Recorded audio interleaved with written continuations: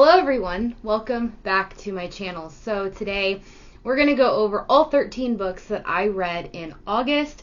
It was quite a month. I can't wait for all of you to hear my thoughts across all the books, especially if you haven't been watching my weekly vlogs that I post every Tuesday, which gives more in-depth thoughts and, what the world is about, how I'm feeling in that moment, which now at the end of August, books that I read at the beginning of August, my thoughts could have changed between now and then as I set with my thoughts, as I reflect back on the book.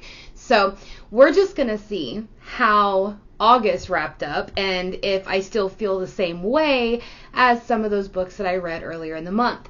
Before we get into today's video, please make sure that you like and subscribe. Make sure that you go to my description box below. I have my Instagram, my Goodreads that you can follow me on. I did post a poll the other day on my Instagram that I was trying to engage with everyone, and I know that I haven't been active on there very much over the past few months, but I'm going to start getting active. So make sure you're following me on there because I'm posting some polls. You're giving me some ideas on, picks, what to read next, different things like that. I just posted my August wrap up today on there, and I wanted to kind of get some unpopular book opinions or different things like that. So make sure that you head on over to my Instagram. Also, my Pango Books account is below.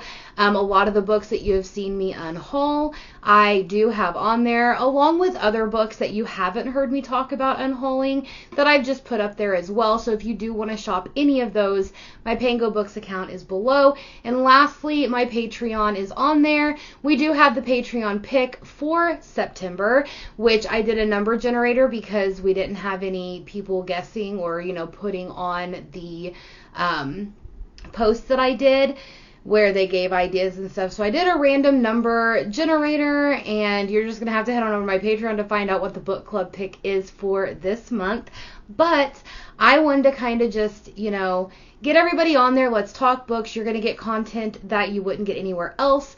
Also, I'm going to be hosting some monthly sprints. I'm going to be doing some giveaways, a lot of other content on there. So make sure that you are a Patreon member if you do want to have access to any of that. So let's get into my August. So I do have my spreadsheet here on my laptop because I'm going to tell you right now, I could not believe how many books I actually read in August. And I don't know if any of you do this as well, but I have like a Google spreadsheet, not only that catalogs all the books that I own and all the books that I have read that I shift over to the read tab, but also I have on there like books read month by month. And every time I get done with a book, it keeps it in order so I know what did I read first in the month and what did I read, in the middle of the month. And it gives me all my star ratings, my page count, how did I consume the book, what the genre is. I kind of go in depth with a lot of those statistics so I can reflect back on it each year.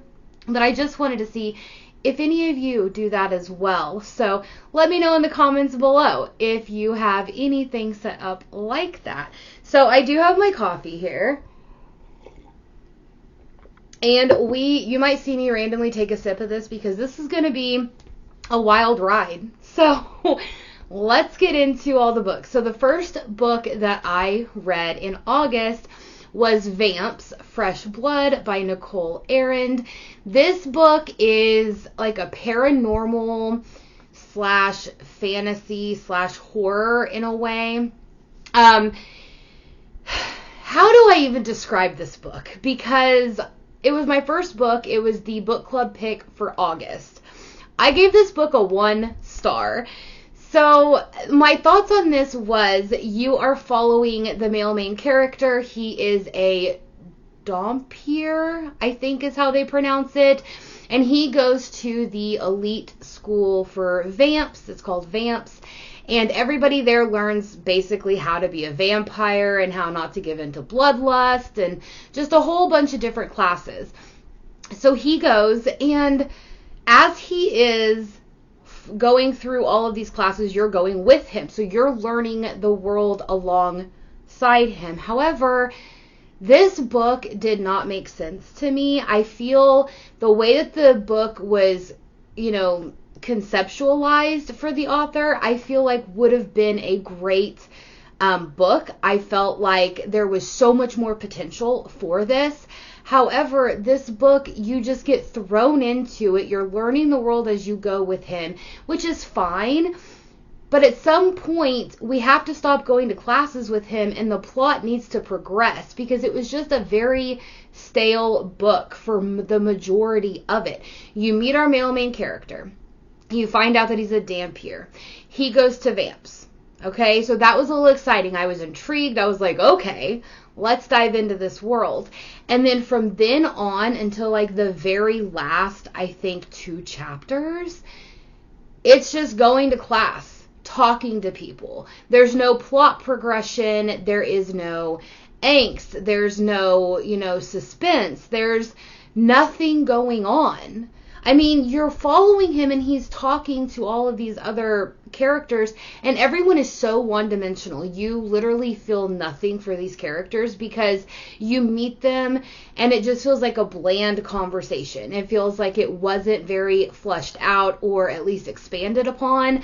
I feel like, you're seeing these vampires have sex with a lot of people, or at least he's telling you they are.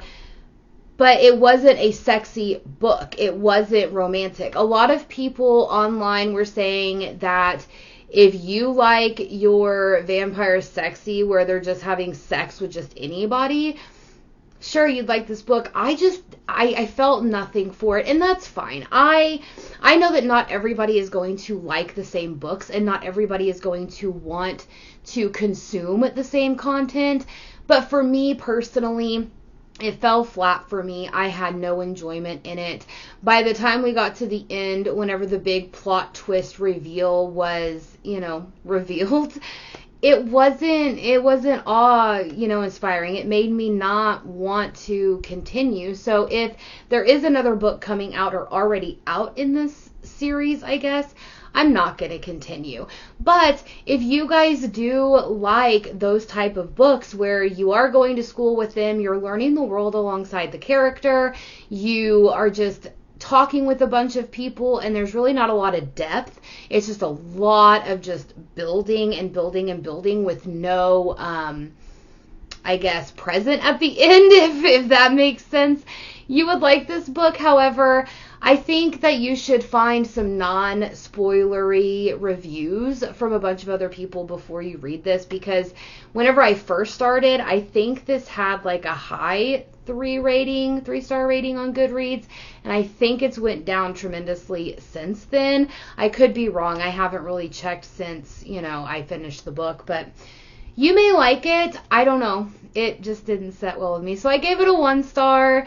It really kind of was a bummer for it being my first book club pick for my Patreon members, but hopefully someone found enjoyment out of there.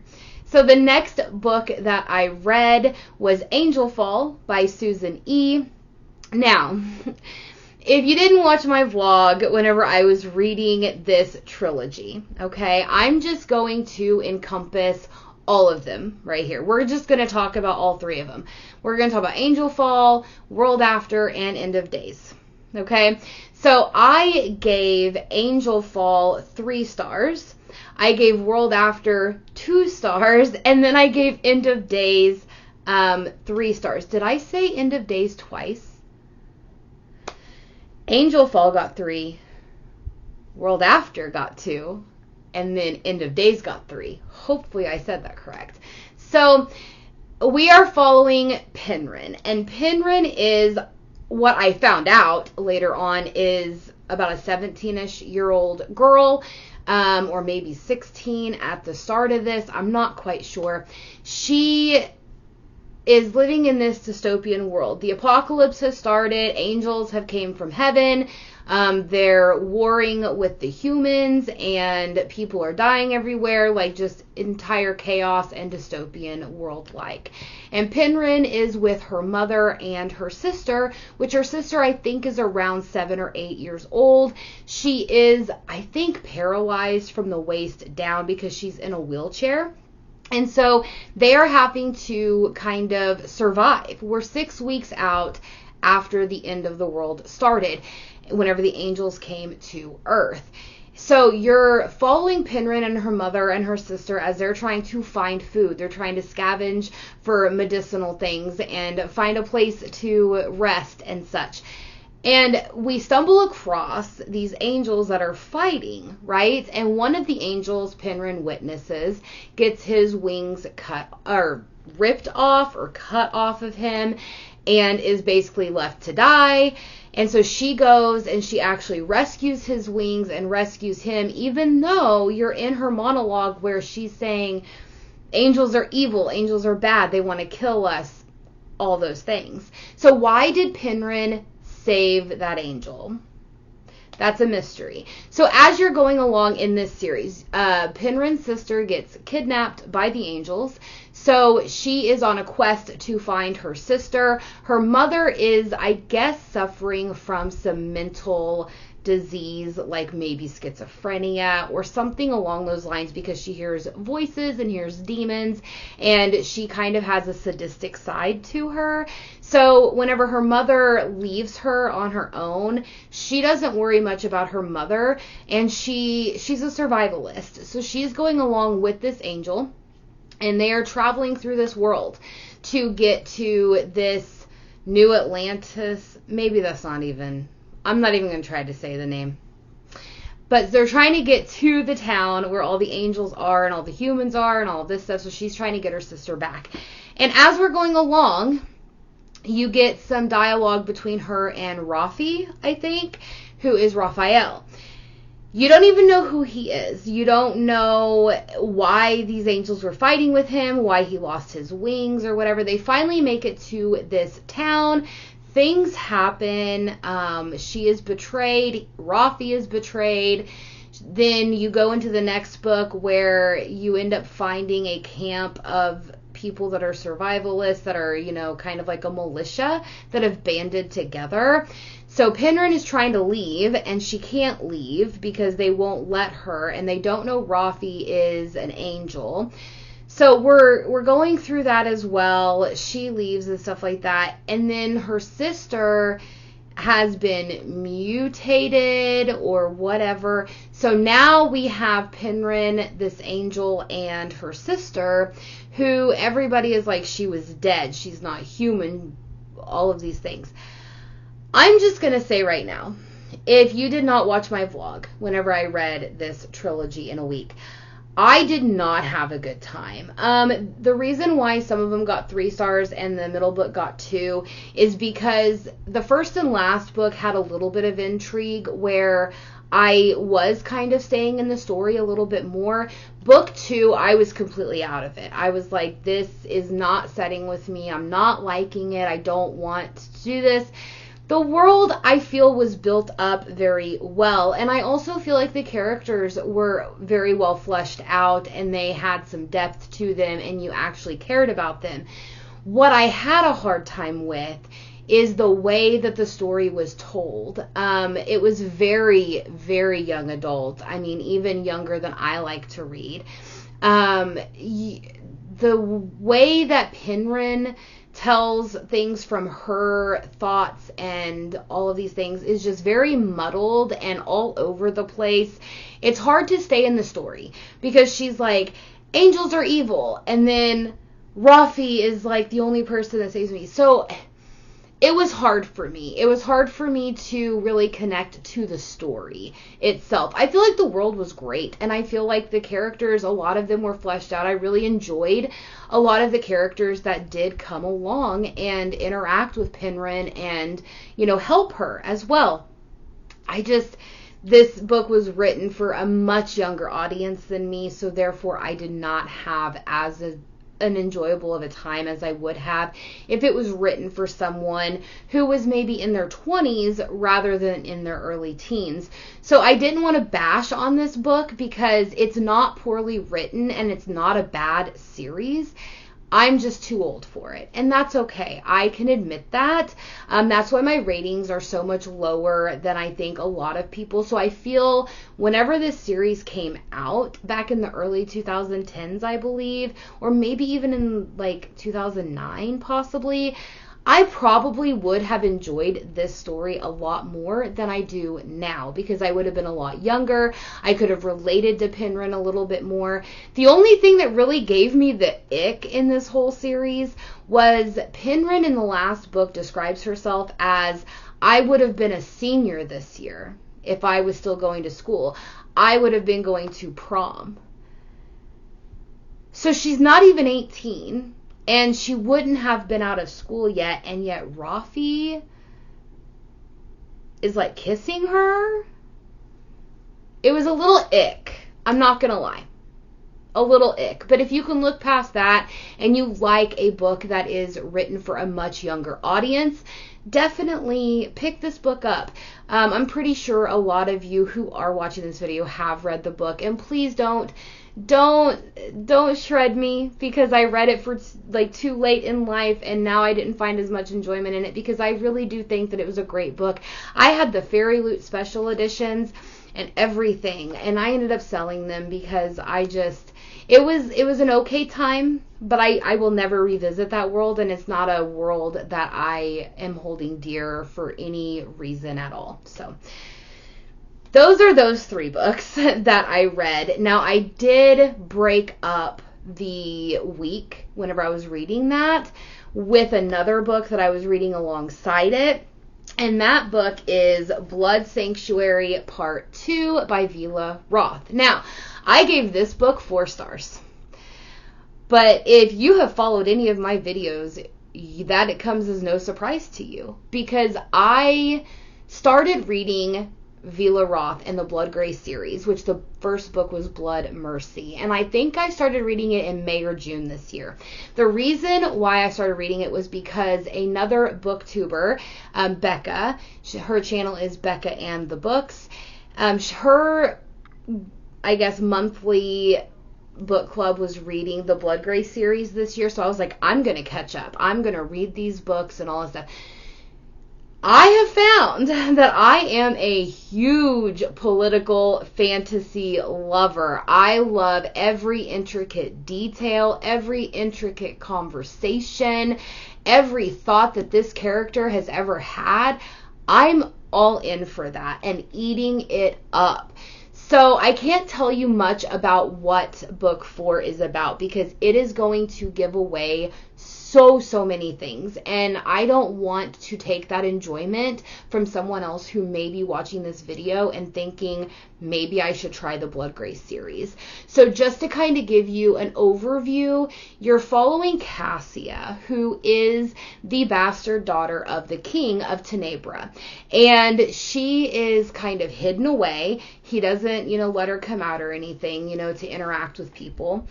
And then along the way, she maneuvers herself to where she is at the castle whenever the spring equinox is going on, when the Hesperines, which is a group of vampires, but they're not like the normal ruthless blood-sucking, like I'm gonna kill you type of vampires, which everyone in Tenebra thinks they are. But they are very loving, caring. They do not kill a single living creature. They believe in peace and harmony, and so they will not do anything unless it is provoked, like if their life is on the line, or if somebody is breaking a law, and then they will, do something about it. But they're just these fun vampires. They're little marshmallows, and they're so great. However, Cassia wants to meet one, and we don't know why whenever the series starts out. She meets Leo, who is the newest ambassador in the embassy from Orthros, which is where they live. So she starts talking to Leo, and over several nights, they have this meeting in the middle of the night where they talk, they have conversations. She asks him questions. She knows more about Hesperines than he even realize, because she's talking about things that Hesperenes do, like the mercy. When people are dying, they will offer them the mercy, which is, I can offer you the gift and you can come, live eternally in peace and harmony with us, or I can give you a quick, painless death so you can go meet your God. And it is up to that person's choice. It's all about free will with the Hesperenes. So she knows about this, and he doesn't understand how or why she knows about the mercy, but she does. So you start realizing that Cassia has found out some Hesperene ways, and you don't know how she did. But you will learn. You will learn how she finds out. You will learn why she wanted to seek out a Hesperene. And along the way, a romance develops between Leo and Cassia. And that's as far as I'm going to go as far as plot. But this book and this book series is very world depth, very intricate, very proper writing style. So it is not a quick read at all. You're going to go into it and you're going to be like, this book is entirely slow. Like, the first book is like almost 700 pages, I think. And probably for the first like 600, it's just conversation. There's not really any suspense. There's not really any plot progression. There's not much else. You're just learning who Leo and Cassia are and what Cassia has went through, what Leo's went through, all of this. And then probably the last 150 pages is where the romance and where the plot thickens and the suspense goes. And then you get into Blood Solace, which is book 2, and it just keeps going from there. However, every book is very dense. So it is not a fast read. You are going to be sitting there reading this for a lot longer than you normally would. But if you like those dense books and proper writing style, if you love a very, very dense, politically heavy fantasy, you're going to love this. I mean, the romance is outstanding. I absolutely love the romance. But what I'm also really intrigued about is Orthros and the Hesperenes and their, backstory, like, their history. I'm intrigued about the political parts and the moving parts that Cassia and Leo are doing, and I'm so into it. So into it. So of course I gave it 4 stars, but I definitely want to express to everyone, just because you see someone make a bad review about a book because it's too slow or too dense or, the writing style, they just couldn't get into it, doesn't mean that you won't like it. I had hesitations whenever I first went into this series. I no longer do. Now that I am used to the writing style in this book, and now that I am used to the world and what is going on, I fly through the books very fast because I have just gotten used to it. But, it took me until probably Blood Sanctuary Part 1 to really start flying through books, because you have to get used to the dense writing style. So, 4 stars.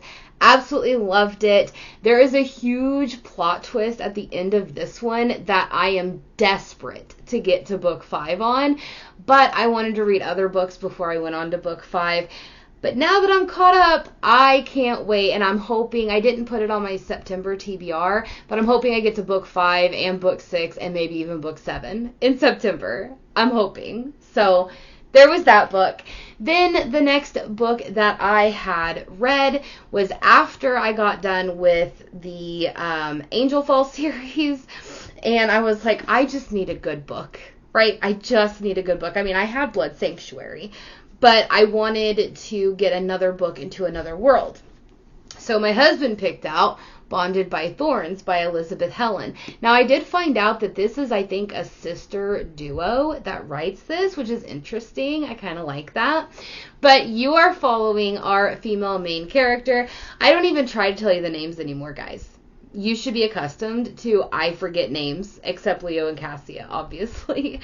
But you're following our female main character. Now, she lives in this town. She feels like she's an outcast and everything. Her father is gone, traversing the world because he believes that the Fae had stolen his wife and her mom. So he's gone all the time, and she always asks him to bring a rose or a flower to her every time he comes home. So while she's in this town, she works at a bookstore. No one really talks to her. She always describes herself as very plain and all of this stuff. And then in comes the one guy in the whole town that everybody wants, right? The hottest guy in town. And he wants her. And he basically tells everyone that they're getting married, basically. And then he proposes to her in front of everybody. So before she can even tell him yes or no, in comes somebody saying that your father's been taken or kidnapped or whatever. So she goes to the Fey realm. She gets there somehow and is in this castle and finds her father. And she ends up talking to a prince, Prince Calderon, I think is his name. And she trades her life for her father. So her father ends up going back home because he stole a rose from their garden. So he ends up getting taken back home and I think not even able to come back to the Fey realm, and she stays there. So does this ring any bells, guys? Like Beauty and the Beast? I mean, it's like plot for Beauty and the Beast up to this point. That's where it ends. So now things get different. So she finds out there's a curse that needs to be broken. There's these 4 princes that live in the castle. You have winter, spring, summer, and autumn. She meets all 4 of the princes. She's trying to find their mates to break this curse. Things get crazy. They get intense. There's not really any spice in this book, but you can tell where the romance is going, and I do believe it is going to be a reverse harem, a Why Choose book, and I'm assuming it's going to be all 4 of the princes with her, but I don't know. So I am in love with this book. If you love Beauty and the Beast, if you love a reverse harem romance, and you love a book that has the Fae in it, all 3 right here. It's a ringer. I ended up giving this 5 stars. It blew my mind. I need to get the second book, which is, I think, Woven by Gold. I need to get that and read it, like, immediately. And then I think the third and final book, which is called Forged by Malice, comes out either later this year or the very beginning of next year. So I can't wait to read book 2 to see what happens and see where the story is going, because I'm going to tell you right now, like, the last, I don't know, 5 or 6 chapters, I mean, my heart was racing. I was like, what are you going to do? What is going to happen? And then as soon as it ended, I was like, how can you leave me on that? Like, I was just devouring this book, loved it so much. So definitely a 5-star, definitely going to be reading on with the second book. I'm hoping I get to it in the next month or 2. But like I said, guys, Beauty and the Beast, reverse harem, fair in here. Great plot, great world building. It's not a huge book. You'll fly right through it. It hits all the ticks for me. So if you like any of the books that I love, you're going to devour this book. So I highly suggest reading this one. So then the next book that I ended up reading after that, because I was kind of on a high, I was like, yes, a 5-star, and that is Blood Price by Vila Roth. Now, this is the prequel book to the Blood Grace series, and it follows, I don't want to give away their true names, so I'm not even going to tell you. It follows a guy and a girl, okay, and they live in Tenebra years before the Blood Mercy book starts. So they live on these lands and their families are feuding against each other. And our female main character, her brother, leaves to go find some allies and such because he killed the father and brother of the lord of the other castle that they're fighting with. So he leaves to find allies, and she's left in, the place all by herself. She's running, their land and trying to help feed her people because everyone's starving. And here comes the Lord, okay, from the other place. And he comes in peace, and he ends up talking with her. And as they're talking, they develop a romantic relationship. And she runs away to marry him and be with him. And then, things happen. I don't want to give it away, but things happen. Hesperines get involved. And this book, you guys, this book was so amazing. And I think the reason why I loved this book so much is because I already knew who these characters were from the Bloodgrace series. And so I know that this is a prequel book, and read it first if you want to. However, if you want the enjoyment that I just got and the feeling I got whenever I read it, then definitely read Blood Price after book 4. Because the two people you start getting slowly introduced in Blood Sanctuary Part 1 and Part 2. I mean, you hear about them as you're going through the series, but they really do get introduced, in Blood Sanctuary Parts 1 and 2. And so whenever you go read Blood Price and you're like, oh, now I know who these people are, you connect with them more, you find enjoyment out of it more, you love it more. So I suggest pick up that prequel book after book 4. So, absolutely loved it again. I'm not going to go much into the Bloodgrace series. I've already talked so much about it, but definitely pick it up. I was so happy that I knew who these characters were, because I didn't know that you can have mortal names, and then whenever you become a Hesperine, you can change your name if you wanted to. So whenever the book started out, they had different names, and I was like, I don't know who these people are. And then it clicked to me on who they were. And then whenever they revealed what their Hesperine names were, whenever they picked them, I was like, absolutely, like my jaw hit the floor. I was squealing like a little schoolgirl. So I loved Blood Price. After I read Blood Price, I took a little bit of a break from the Bloodgrace series, and I ended up reading Order of Scorpions by Ivy Asher. Now, this book is a fantasy it's like a dark fantasy romance, and you're following our female main character. She is raised in this place where you are trained to be an assassin, and she's a slave, and every so many years these orders come to look at the slaves, watch them compete, all these things, and they can buy them and take them home with them and do whatever they want with them. They can make them tend their house or have sex with them. So they can do whatever they want to the slaves. The slaves have no choice. So Order of Scorpions is one of the orders. Now, they never buy a slave. They never, nothing, but they will show up from time to time. And of course, this time, I believe her name is Osset. Yes. Whenever Osset is up to be showed and stuff, the Order of Scorpions show up. So, of course, she's assigned to their house to take care of them while they are there. Now, she doesn't have sex with them or anything like that. Like, they don't want that from her. However, she is set up because she needs to kill someone from one of the orders, and she assumes it's one of the Order of Scorpions, which goes against the law entirely. So she knows that her life is going to be dead. She knows that she's a dead woman walking, so she doesn't hold her tongue with the Scorpions or anything. But things progress. You start to learn who Osset is, because she woke up in a cell at the very beginning of this book. I didn't tell you that. Where she had no recollection of who she was, what her name was, where she came from. Like, she had no memory. And so you're learning her as she's learning her.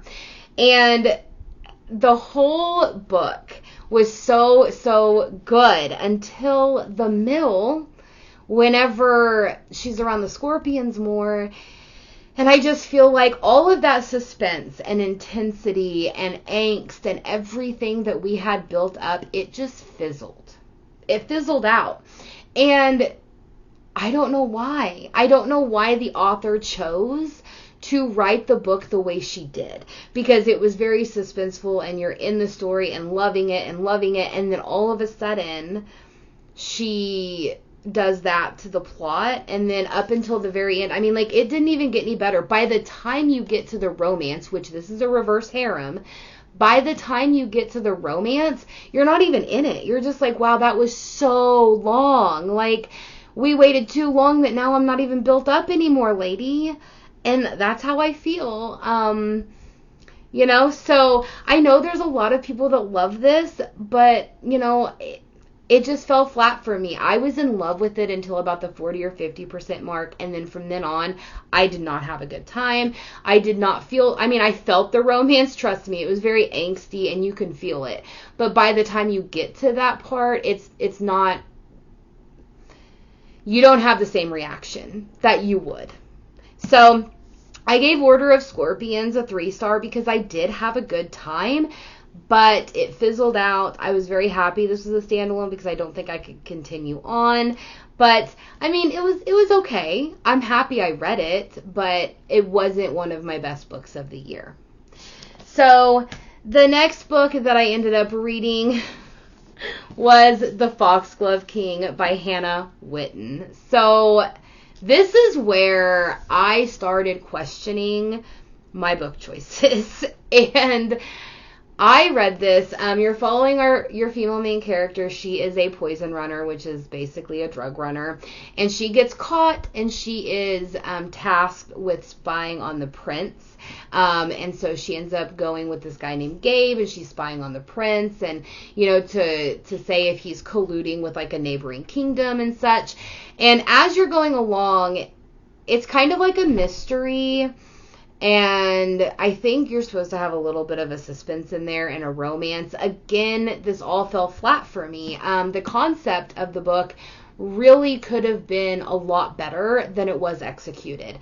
So the plot progression of this book, it's very slow going, and whenever you're talking to other characters or whenever, you're talking to, the love interest, I didn't feel the love. Again, there were one-dimensional characters. They, the plot didn't make sense. The story didn't make sense. We bounced all over the place. I felt like things were just way too easy for our character. There was nothing high stakes about anything. So, again, it fell flat, you guys. I know a lot of people desperately love this book, and I'm so happy for them. I really, really am. But it's just not a book that I found enjoyment out of. And, that's okay. I can admit defeat. But other people may love it. It is a fantasy romance. It does have a lot of the tropes that you may like in enemies to lovers. And I think it could go to a why choose, but I don't think that it will. But it fell very flat for me. I gave this book a 3-star because I had a good time, but then I didn't. So take that with what you will. So I ended up, I was defeated at the end of that. I was like, am I ever going to find another book? Because, I had some terrible books at the beginning of the month, and I wouldn't say terrible, just books that I didn't find enjoyment out of. And then I've had, Bonded by Thorns, Blood Price, Blood Sanctuary Part 2. So I was on a high, and then I hit those 2 books, and it kind of put me in a book slump. It really did. I'm going to get a drink of coffee. It definitely put me in a book slump. And so I ended up reading Blood Dream by Vila Roth because I knew if I went back to Orthros and I went into the Blood Gray series again, I was going to start loving books again because I already know that I love that world. I love the author's writing style. I love everything about it. So I ended up reading Blood Dream, which is book 4.5, which you are supposed to read in between books 4 and 5. And it is kind of like a little 150 page novella where it is a few days after, or it's during whenever the embassy leaves to go back to Tenebra, and it's the first few nights of Cassia being in Orthros. And I can't really say a whole lot about it, but whenever I first started reading this, I was like, oh no, we're going to have another Sarah J. Maas situation with ACOTAR where, we have the novella that should have never been written. There was no point in it. But I stood corrected because Vila Roth actually had a great plan, because you get to see what Cassia is dealing with. You get to see how her feelings are, what she's battling internally, what Leo's trying to do, and everything like that. So you can start seeing things change. And I really like that because I think that's going to play an integral part into Blood Union Part 1, which is book 5.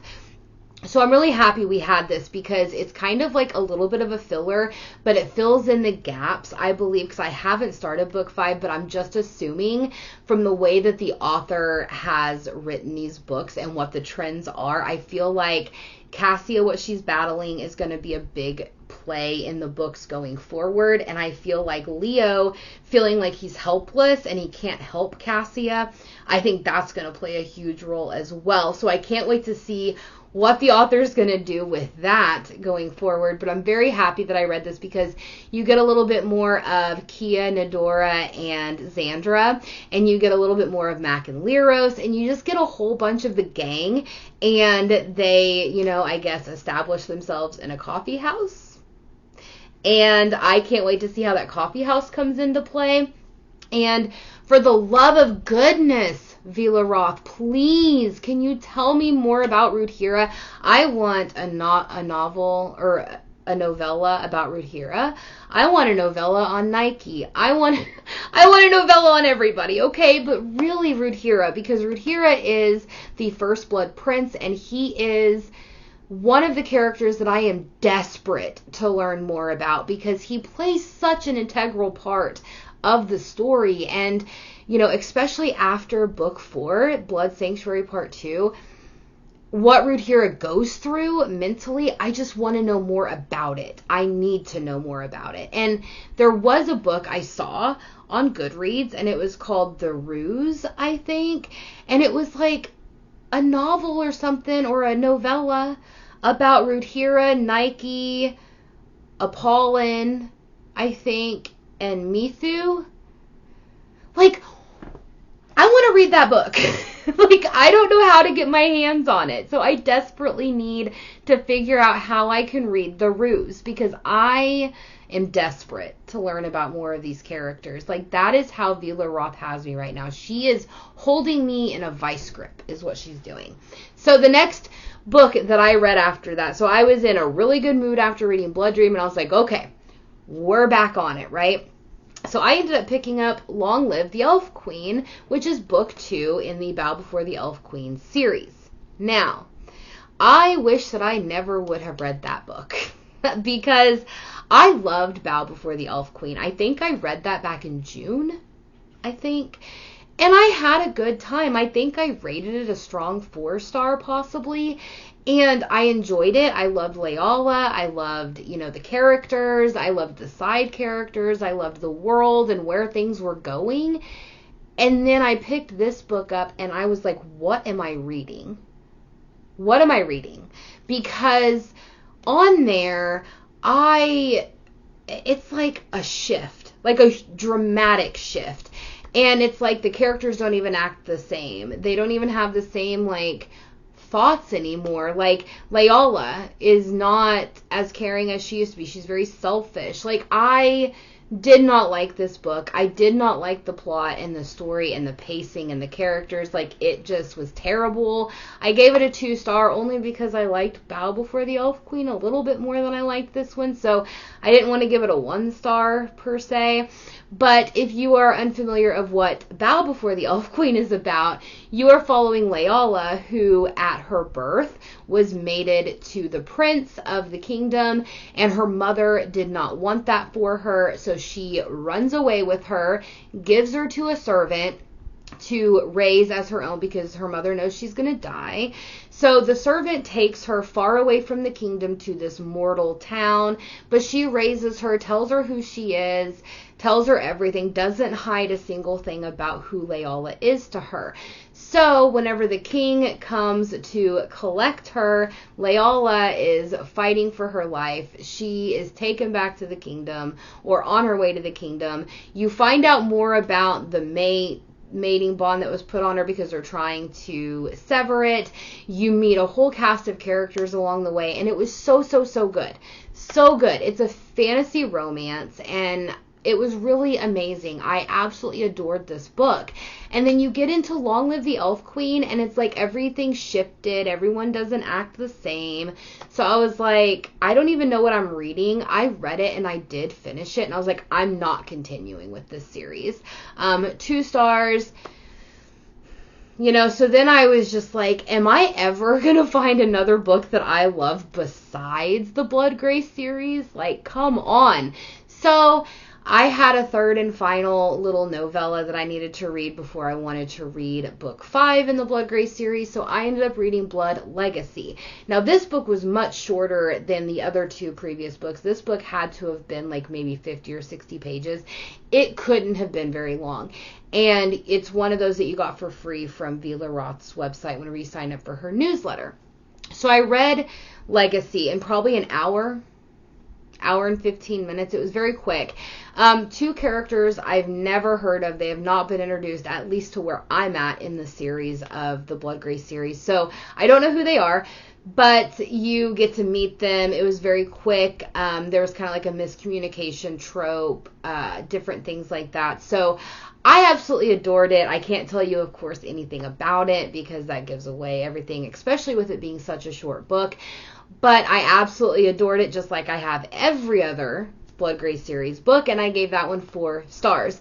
So after that, I didn't think I was going to finish up any other books in September. So I had filmed my September, or I didn't think I was going to finish any books in August. Why am I saying September? So anyway, I filmed my September TBR. And I put this book in there because I really did not think that I was going to finish anything, because that was last Saturday, and today's Friday, the 1st of September. So anyway, I ended up reading Love Theoretically by Hazelwood. I gave this book 5 stars. It is my favorite book in the whole Steminist standalone series that Hazelwood has done. So some of the things I didn't like about the previous books was the love just came way too quick, like overnight type of thing.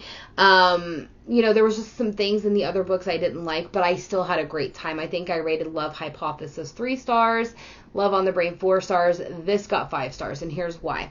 You're following our female main character, and she is an adjunct professor. She fake dates people because she's trying to make enough money to pay rent and her bills, because being an adjunct professor doesn't pay anything. She is fake dating this guy. Normally she only fake dates them one time, but there's this one guy named Greg who is her favorite client. So of course she's been fake dating him for months, and his brother Jack is not very nice to Elsie. I just remembered her name, Elsie. And so, she tries to steer clear of him. Well, then you get into where she is going to MIT to get a job interview. And all of a sudden, who is there? Jack. Jack is one of them that is interviewing her. And so he's like, wait a second, Elsie. You told me you were like a librarian and you're dating my brother, and now you're here saying that you are a physicist. And so he thinks that she's lying to his brother this whole time. Of course, their banter is back and forth. I really like the fact that Hazelwood had given Elsie type 1 diabetes.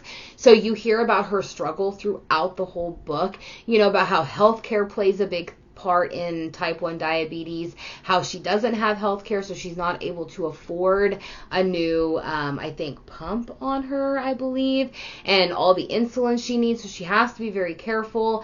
And I really loved how she portrayed that, because that's real life. But something else that I love that she portrayed is Elsie is a huge Twilight fan, okay? And I don't care who you are. I had my Twilight phase years ago, but I will rewatch those movies, okay? I'm sorry, it's a guilty pleasure. I absolutely adore them. They are terribly done, but so good for me, so I'll rewatch them from time to time, and so does Elsie. So I love Elsie. I love her banter. I love, her personality. I love her character and everything about Elsie. And I love Jack. And the love in here, the romance, it was not instant. It did not come overnight. There was work that had to be done to it. 5 stars all around. If you're going to try any Allie Hazelwood book, try this one. I know that she has a YA romance coming out later this year. It's called Check and Mate. So, of course, I've already got that pre-ordered. And then, of course, I don't know if she's already came out with it or is coming out with it, but I think it's a paranormal romance with vampires. And it's called Bride. So, I'm intrigued about that one, too. But 5 stars for me. So, those are all the 13 books that I read in August, and I am amazed that I actually read as much as I did, because I didn't think that I was reading as much until I looked at my spreadsheet, and I was like, wow, I actually did read quite a bit. But definitely make sure that you're checking out my weekly vlogs if you want some more in-depth opinions about these books as I'm reading them, because all of these books that have been on this list that I've read have all been in my weekly vlogs. So if you want more in-depth about that, it comes out every Tuesday. Sometimes I go on a rant. Last night I did a vlog update about my current vlog I'm doing that will be up Tuesday, and I went on like a 20-minute rant about one of the books I'm reading right now, and I have no regrets about it, because that book is just twisting me up inside. So check out that video whenever it posts. So anyway, I hope you all loved my August wrap up. Let me know in the comments below, have you read any of these? Do you feel the same way that I do? Are you wanting to read any of these? Also, make sure that you check out my Instagram. We can talk over there, be a part of my polls, different things like that, and also be on my Patreon.